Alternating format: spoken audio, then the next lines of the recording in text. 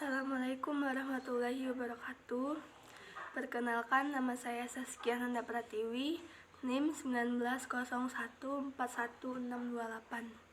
Di sini saya akan membuat video UAS Bahasa Indonesia mengenai wacana. Isi wacana tersebut adalah perkembangan pendidikan saat ini tentunya dipengaruhi juga oleh perkembangan teknologi, sehingga dibutuhkan sikap kreatif, inovatif dari seorang pendidik dalam proses pembelajaran, sehingga dapat menghasilkan peserta didik menjadi generasi emas di tahun 2045 yang mampu bersaing dalam kancah global sesuai tuntutan kurikulum 2013. Namun, saat ini tidak semua pendidik mampu menjawab tantangan perkembangan teknologi, sehingga pembelajaran cenderung tidak disukai peserta didik, apalagi di masa pandemi COVID-19. Nah, menurut pendapat saya mengenai wacana di atas adalah sebelum kita membahas mengenai persiapan pendidikan menuju ke generasi emas Indonesia, sebaiknya kita melihat definisi dari pendidikan itu terlebih dahulu. Menurut Kamus Besar Bahasa Indonesia, pendidikan berasal dari kata dasar didik atau mendidik, yaitu memelihara dan memberi latihan ajaran dan memimpin.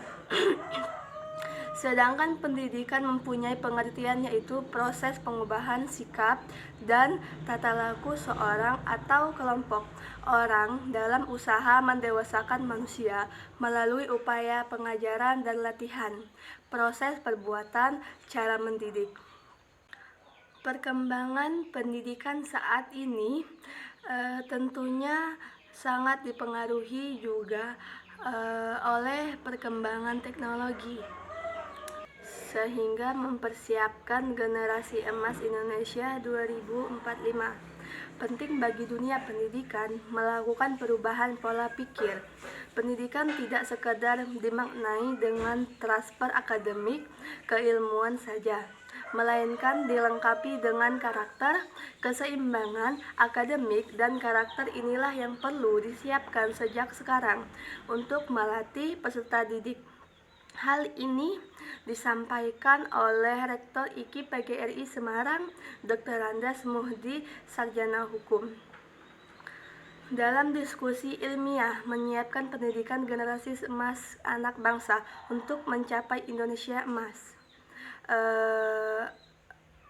Ada pula pemerintah selalu menuntun guru atau menuntun para pendidik untuk bisa lebih kreatif, inovatif, kreatif dalam mendesain kegiatan pembelajaran yang bermutu bagi peserta didik, sehingga bisa menyongsong generasi emas Indonesia. Jikalau memang guru menjadi kunci utama, seharusnya pemerintah meletakkan kekuasaan penuh terhadap guru untuk menyusun kurikulum 2013 serta mengevaluasi. Untuk mencapai generasi emas Indonesia, maka diperlukan juga usaha meningkatkan mutu pendidikan di Indonesia. Seperti yang pertama, meningkatkan anggaran pendidikan. Maksudnya yaitu pemerintah harus juga bertanggung jawab untuk menanggung biaya pendidikan bagi warganya, baik untuk sekolah negeri maupun sekolah swasta. Yang kedua, manajemen pengelolaan pendidikan. Manajemen pendidikan yang baik harus memperhatikan profesionalisme dan kreativitas lembaga penyelenggara pendidikan. Yang ketiga, bebaskan sekolah dari suasana bisnis. Sekolah bukanlah merupakan ladang bisnis bagi pejabat dinas pendidikan, kepala sekolah, guru maupun perusahaan swasta lainnya, tapi sekolah merupakan tempat untuk mencerdaskan bangsa. Yang keempat, perbaikan kurikulum. Pemerintah selalu menuntut guru untuk bisa lebih kreatif, inovatif, dan inspiratif dalam mendesain kegiatan pembelajaran yang bermutu untuk menyongsong generasi emas Indonesia. Jika memang guru menjadi kunci utama, seharusnya pemerintah meletakkan kekuasaan pada terhadap guru untuk menyusun kurikulum serta mengevaluasinya. Penyusunan kurikulum hendaklah mempertimbangkan segala potensi alam, sumber daya manusia maupun sarana dan prasarana yang ada, dan yang mengetahui segala bentuk kondisi di lapangan. Di sekolah, di kelas, hanyalah guru yang mengajar di sekolah tersebut. Sedangkan yang kelima, pendidikan agama. Pendidikan agama di sekolah bukan sebagai penyampaian dogma atau pengetahuan salah satu agama tertentu pada siswa, tetapi sebagai perinternasionalisasian nilai-nilai kebaikan, kerendahan hati, cinta kasih, dan sebagainya. Yang keenam, pendidikan yang melatih kesadaran kritis. Sikap kritis dan toleran akan merangsang tubuh kepekaan sosial dan rasa keadilan. Oleh karena itu, diharapkan bisa mengatasi kemelut sosial, budaya, politik, dan ekonomi bangsa ini. Yang ketujuh, dan yang terakhir, pemberdayaan guru. Berhubung guru dituntut untuk lebih kreatif, inovatif, terampil, berani berinisiatif, serta memiliki sikap politik yang jelas, sebaiknya pemerintah memperdayakan guru dengan program-program latihan sehingga mereka mampu mengembangkan model-model pengajaran secara variatif. Saat ini tidak semua pendidik mampu menjawab tantangan perkembangan teknologi sehingga pembelajaran cenderung tidak disukai oleh peserta didik, apalagi di masa pandemi COVID-19. Menurut pendapat saya, para pendidik atau guru harus mampu memberikan arahan atau pembelajaran yang baik sehingga tidak membuat peserta didik tidak menyukai pelajaran.